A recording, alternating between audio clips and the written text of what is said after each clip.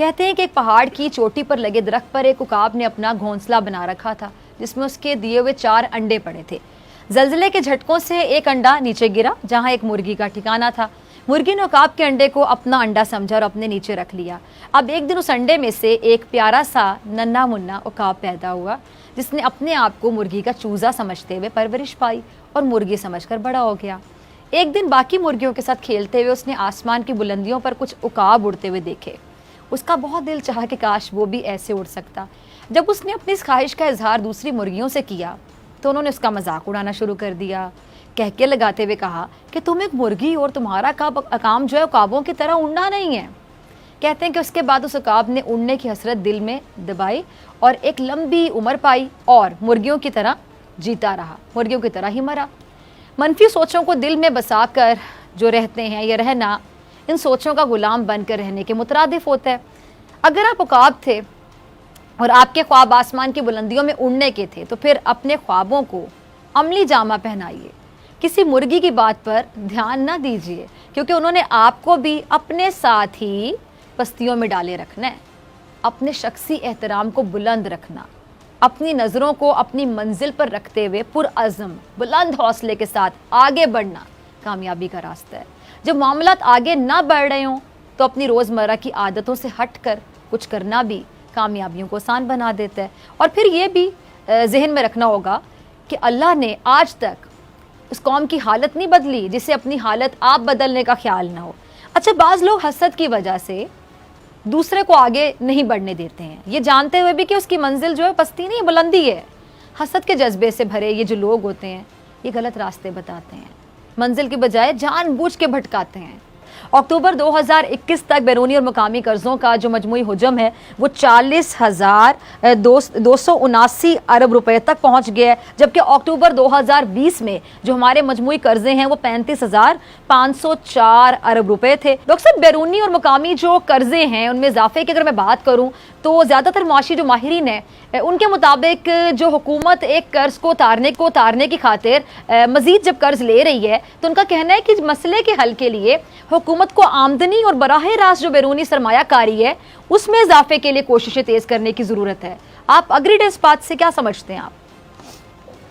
देखिए, जब हुकूमत की आमदन कम होती है, अखराजात ज़्यादा हैं या खसारे ज़्यादा हैं, तो जैसे आप एक घराने के हवाले से सोच लें कि अगर मेरी आमदन कम है, मेरे अखराजात ज़्यादा हैं, तो उनको पुर करने के लिए मुझे कोई ना कोई कर्जा लेना पड़ेगा। तो हुकूमत के साथ भी यही हो रहा है। देखिए, कोई पिछले 3 बजट्स में अगर आपको बजटरी खसारा है वो तकरीबन 15 से 16 हज़ार अरब का सिर्फ बजटरी खसारा है।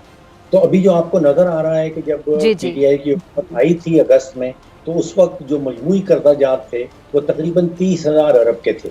अब वो 3 सालों में बढ़ के 50,000 अरब पे पहुंच गए हैं।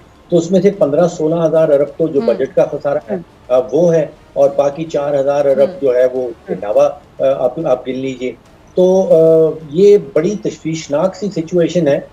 मैं इसलिए कह रहा हूँ कि पहले अगर 71 साल में आप देखें, पाकिस्तान की जो 71 साल माशी तारीख थी, उसमें हमने टोटल कर्जा जो इकट्ठा किया था वो तकरीबन 60% था, और ये पिछले 3 सालों में 40% उसमें इजाफा किया है, सिर्फ 3 सालों के अंदर। तो बड़ी तेजी से कर्जाजात बढ़ रहे हैं। जब पीपल्स पार्टी आई थी 2008 में, तो उस वक्त मजमूई कर्जा जो था वो 6,000 अरब का था।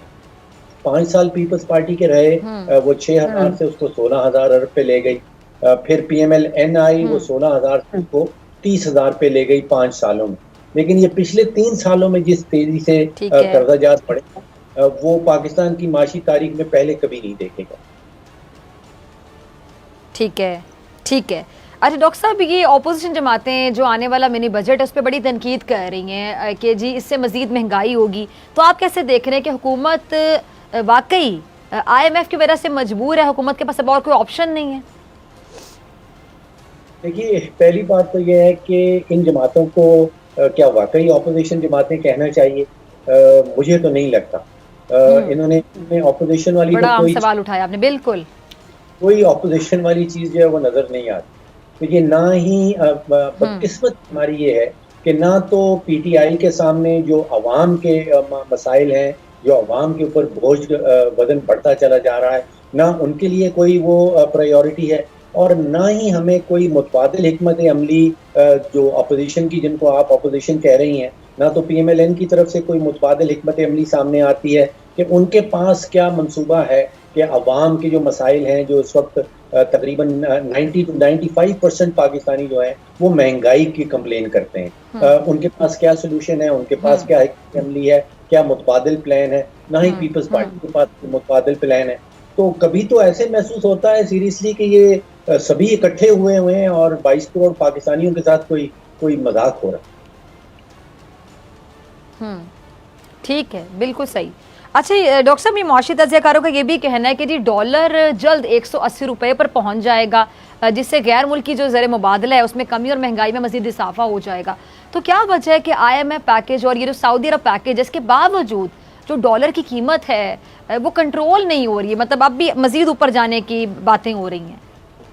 जी बिल्कुल ज़बरदस्त सवाल है, और मेरे इल्म के मुताबिक आज जो है अगर आप मार्केट में डॉलर खरीदने जाएं तो आपको 182-83 से कम नहीं मिल रहा। 180 से ऑलरेडी तजावुज कर चुका है और डॉलर की शदीद किल्लत है सारी ही बड़ी मार्केट्स के अंदर। देखिए वो इकोनॉमिक्स में कहा जाता है currency is like a commodity, यानी कि करेंसी भी एक इजनास का आइटम है। अगर आपके शहर में चीनी की डिमांड बहुत तेज हो और चीनी की सप्लाई कम रह जाए तो जाहिर बात है कि चीनी की कीमत बढ़ जाएगी। अब हमने पिछले महीने मैंने 74 साल पाकिस्तानी माशी तारीख में कभी नहीं सुना था, कभी नहीं पढ़ा था कि हमने एक महीने में 8 अरब डॉलर की इंपोर्ट कर डाली। एक्सपोर्ट जो है वो 3 अरब डॉलर के इर्द गिर्द है, तो 5 अरब डॉलर का महाना खसारा, जिसका मतलब यह है कि डॉलर की डिमांड जो है वो बहुत ज्यादा है और जो सप्लाई है वो कम है। तो जाहिर बात है अगर सप्लाई कम होगी तो डॉलर की कीमत जो है इसी तेजी से चढ़ेगी जिस तेजी से हमें नजर आ रही है। ठीक है। अच्छा डॉक्टर साहब, ये जो ट्रांसपेरेंसी इंटरनेशनल के जो मुल्क गिर जो परसेप्शन सर्वे है उसके मुताबिक ये जो 90% से ज़्यादा पाकिस्तानियों का ख्याल ये है कि जी पाकिस्तान तहरीक इंसाफ के दौरे हुकूमत में अगर पिछली हुकूमतों के मुकाबले में कंपैरिजन अगर किया जाए तो पिछली हुकूमतों के मुकाबले में महंगाई और कीमतों में सबसे ज़्यादा इजाफा हुआ है। कैसे देखते हैं आप? और जब भी हुकूमत से बात की जाए, हुकूमत भी मौक़िफ़ लिया जाए तो वो मतलब अब तक यही कहते चले आ रहे हैं जी पिछली हुकूमतों ने यहाँ तक पहुँचा दिया, उनके लिए वे कर्जे, उनकी ऐसी पॉलिसीज़, उनकी जो स्ट्रैटेजीज़ थी ख़ासतौर पे मईशत को लेके, इकॉनमी को लेके, उसकी वजह से हम लोग तो मामला ठीक करने में लगे हुए हैं। लेकिन चले शुरू का 1 साल ये बातें समझ आती हैं, 1.5 साल ये बातें समझ आती हैं, 3.5 साल के बाद जब मतलब अगले इलेक्शन की भी तैयारियां शुरू होने लगी हैं, अब ये मतलब टेन्योर ऑलमोस्ट पूरा होने वाला है, तो अब ये बातें आवाम को भी हजम नहीं हो रही। जी बिल्कुल ठीक कह रही हैं। चौथे साल में अगर एक जमात यही कहते रहे कि पिछली पार्टीज की वजह से, पिछली हुकूमतों की वजह से हमको ये भुगतना पड़ रहा है, तो वो चूरन आप समझे कि वो चूरन बिकता नहीं। आज जिस रिपोर्ट का आपने जिक्र किया उसमें और साथ में ऐड करना चाहूंगी डॉक्टर साहब, सॉरी मैं आपकी बात काट रही हूँ, ऐसे तो वाकई हुकूमत करना बड़ा आसान हो जाए कि आप 4 साल कहते रहें कि जो हो रहा है वो पिछले वालों की वजह से हो रहा है और जो आखिरी साल है वो इलेक्शन की तैयारी में गुजार दें, बस जी 5 साल पूरे हो गए। ये तो सबसे आसान तरीका है। देखिए आज जो रिपोर्ट सामने आई है ट्रांसपेरेंसी इंटरनेशनल की, वो उसमें एक बात तो बड़े वाज़ेह तौर पे क्लियर है कि अवाम को बेवकूफ़ नहीं बनाया जा सकता।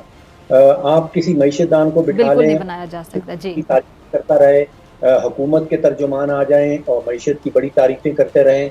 अवाम जो है, जो बाजार में निकलती है आटा खरीदने के लिए, चीनी खरीदने के लिए, अपने मोटरसाइकिल में पेट्रोल डलवाने के लिए, वो जानती है कि उसकी मईशत कैसी है। उनको ये कहना कि आपकी मईशत बड़ी अच्छी जा रही है, मईशत के सारे इशारे जो हैं वो मस्बत हैं, उनको बेवकूफ़ नहीं बनाया जा सकता। और ये आज का जो सर्वे है वो यही बताता है। जैसे आपने कहा कि तकरीबन 93% पाकिस्तानी कह रहे हैं कि जो महंगाई है वो आजकल की हुकूमत, PTI की हुकूमत के दौरान सबसे हाई है। और इसी के साथ साथ 86% लोगों ने कहा है कि हमारी इनकम गिर रही है।